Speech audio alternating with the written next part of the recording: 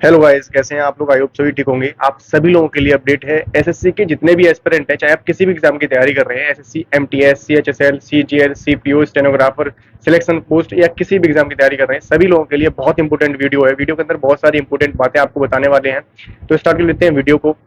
आप लोगों को जो चीज बताई गई है कि 70,000 प्लस वैकेंसीज आपको 2024 के अंदर देखने के लिए मिलेंगी।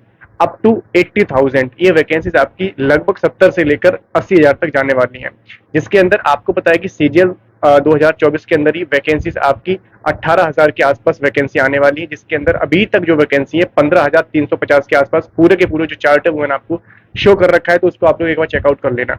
इसके अंदर आपको सबसे पहले जो नोटिफिकेशन आया था वो आपका सीपीओ का आया था, फिर आपका सिलेक्शन पोस्ट का आया था। इसके बाद काफी सारे एग्जामिनेशन हैं, जिसमें सीपीओ के लिए आपने देखा 4,000 के आसपास वैकेंसी आपको देखने के लिए मिली है। ये वैकेंसीज इंक्रीज भी हो सकती हैं। इसके बाद आपका सिलेक्शन पोस्ट का नोटिफिकेशन आया था, इसके अंदर आपका 2,000 के आसपास वैकेंसीज आई हैं। फिर आपका सीएचएसएल 2024 का नोटिफिकेशन आया है, इसके अंदर भी आपकी लगभग 4,000 के आसपास वैकेंसी आई है। 3700 के आसपास वैकेंसीज हैं, ये आपकी थोड़ी सी इंक्रीज हो जाएंगी, 4,000 के आसपास पहुंच जाएंगी। फिर आप लोगों को पता है कि एसएससी जेई का नोटिफिकेशन आया है, इसके अंदर भी वैकेंसीज काफी अच्छी आपको देखने के लिए मिली है।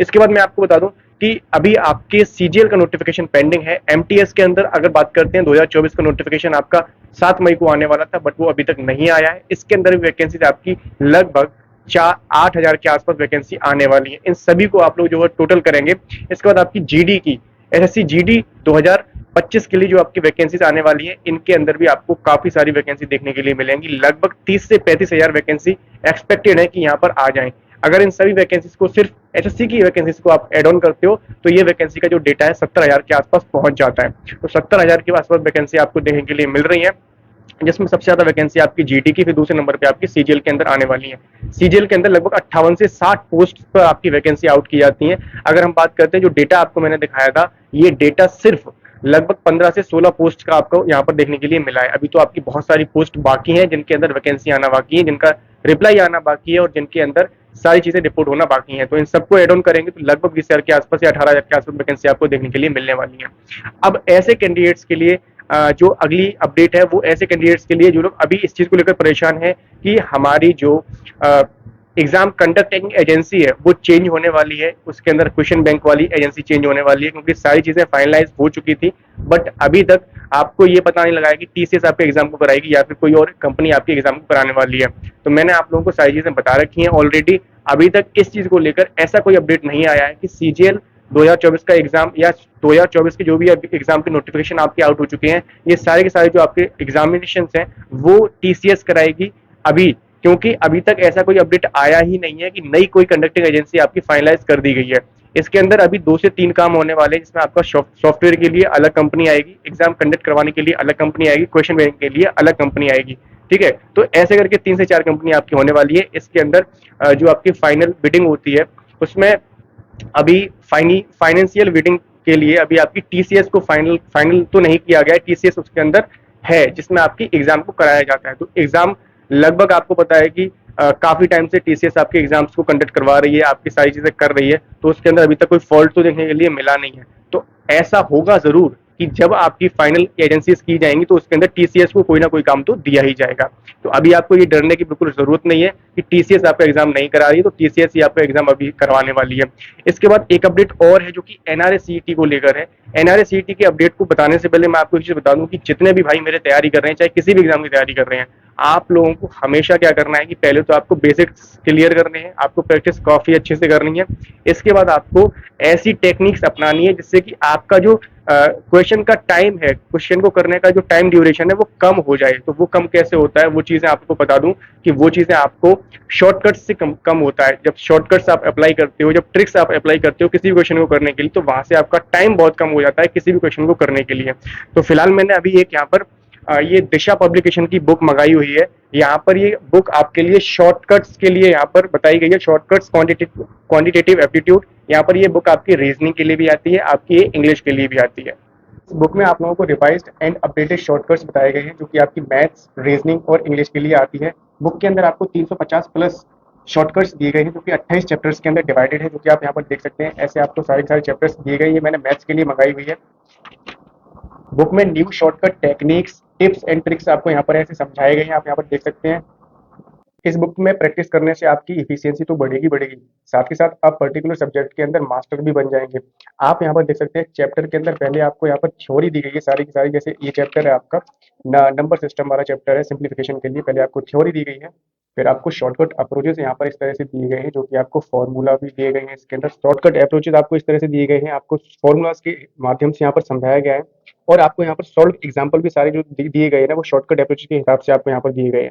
चैप्टर के बाद आपको हर किताब के अंदर लगभग 500 से ज्यादा एमसीक्यूज आपको डिटेल्ड सॉल्यूशन के साथ में इस तरह से यहाँ पर दिए गए हैं, आप देख सकते हैं।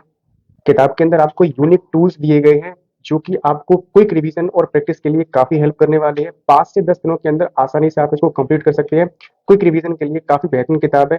आपको बुक को परचेज करने का लिंक डिस्क्रिप्शन और पिन कमेंट में मैंने प्रोवाइड करवा दिया है। एसएससी के सभी एग्जाम्स के लिए ये बुक काफी यूजफुल है। आप रीजनिंग, इंग्लिश और क्वांट्स के लिए ये बुक को परचेज कर सकते हैं। डेफिनेटली आपकी स्पीड और स्कोर जो है काफी इंक्रीज हो जाएगा इस बुक को प्रैक्टिस करने से। अब बात करते हैं हम लोग एनआरए सीईटी को लेकर। तो एनआरए सीईटी को लेकर आपको बताया गया था कि 2024 के एंड तक ये चीजें जो है फाइनलाइज करी जाएंगी। एनआरए सीईटी आपका जो है लागू कर दिया जाएगा। फिलहाल अगर हम बात करते हैं करंट अपडेट की, तो करंट अपडेट ये है कि अभी तक आपका कुछ भी ऐसा अपडेट नहीं आया है कि 2024 के एंड तक आपका एनआरए सीईटी लागू कर दिया जाएगा। इवन 2025 के अंदर भी अभी तक तो ऐसा कोई अपडेट नहीं लग रहा है कि 2025 में भी आपका सीईटी लागू किया जाएगा। सीईटी आपका कॉमन एलिजिबिलिटी टेस्ट होने वाला है, जिसके अंदर जितने भी एग्जामिनेशन आपके होने वाले हैं एसएससी के, रेलवे के या बैंकिंग के, इन सभी का जो टीयर 1 या प्रीलिम्स का जो पेपर है वो एक जैसा ही कंडक्ट करवाया जाएगा। वो आपके 3 स्तर पर होने वाला है। आपका ग्रेजुएशन लेवल पर अलग होगा, हाई स्कूल या 10th वाला अलग होगा, जैसे आपके एमटीएस के लिए आप देते हो उसका प्रीलिम्स अलग होगा, 12th का प्रीलिम्स अलग होगा और ग्रेजुएशन वालों का अलग होगा। जो वैकेंसीज ग्रेजुएशन के लिए आती है उनके लिए टीयर 1 आपका एक होगा, सभी के लिए, जिसमें चाहे आपका सीजीएल के लिए हो, सीपीओ के लिए हो, सबका एक ही होगा। चाहे आपकी रेलवे की कोई वैकेंसी होती है जिसके अंदर आपका ग्रेजुएशन मांगी जाती है, तो उसमें उसका भी एक जैसा ही होने वाला है। उसके बाद 12th वाला अलग होगा, 10th वाला अलग होगा। ये आपका टीयर 1 के लिए या प्रीलिम्स के लिए होगा, टीयर 2 सभी के लिए अलग अलग होने वाले हैं। ऐसा अभी होने वाला है, अभी हुआ नहीं है। तो 2025 के लिए भी अगर आप लोग टारगेट कर रहे हो तो आप लोग बेझिझक आराम से तैयारी करते रहिए। टीयर 1 और टीयर 2 के लिए सिलेबस अभी आपका सेम है। मैं ऐसा नहीं कहता हूं कि अगर सारी चीजें जो चेंज हो जाएंगी तो सिलेक्शन होना बंद हो जाएंगे, नौकरी लगने बंद हो जाएगी, बिल्कुल भी नहीं होने वाला है। जब चीजें चेंज हुई थी, अभी आपका पैटर्न चेंज हुआ था। इससे पहले टीसीएस आपकी आई थी एक पहली बार, तो टीसीएस ने भी सारी चीजें आप लोगों को बताई। तो ऐसा कभी नहीं होता है कि जो चीजें हैं सिलेबस में चेंजेस हो जाएंगे, जैसे एडिशन करना चेंज हो गया, स्क्वायर चेंज हो जाएगा, ऐसा कुछ नहीं होता है। सभी की सभी चीजें आपकी सेम रहेंगी। सिंपल इंटरेस्ट का फॉर्मूला सेम रहेगा, कंपाउंड रिटर्न निकालने का जो तरीका है वो भी सेम रहेगा। तो सारी चीजें सेम रहने वाली है, ठीक है। तो तैयारी आराम से करते रहिए। और आप लोगों को मैंने बताया कि ये वाली बुक आप लोग परचेज कर लेना, जिसमें कि आप लोगों को शॉर्टकट सारे के सारे समझाए गए हैं अच्छे से। ये आपकी रीजनिंग के लिए भी और इंग्लिश के लिए सभी के लिए आती है। बुक को परचेज करने का लिंक आपको डिस्क्रिप्शन और पिन कमेंट में मैंने पिन कर दिया। अगर आपको किसी भी तरह का कोई भी डाउट हो तो आप मुझसे पूछ सकते हो बेझिझक, या किसी भी तरह की आपको परेशानी आ रही है तो आप मुझसे कह सकते हो इंस्टाग्राम पर आकर। मैं आपकी पॉसिबल हेल्प करता हूँ, हमेशा करता हूँ। जो लोग मुझसे जुड़े हुए हैं उन लोगों को पता है, ठीक है। यहाँ पर आपको 350 प्लस शॉर्टकट्स दिए गए हैं 28 चैप्टर्स के लिए। इसके अंदर सारी की सारी शॉर्टकट ट्रिक्स आपको यहाँ पर, नई नई टेक्निक इसके अंदर मैंने देखी, नई नई टेक्निक आपको यहाँ पर सिखाई गई है सवालों को सॉल्व करने की, जो कि मैंने आपको भी दिखाई थी। तो इसको परचेज कर लेना। मिलते हैं आपसे नेक्स्ट वीडियो में एक नई इन्फॉर्मेशन के साथ। तब तक के लिए जय हिंद, वंदे मातरम।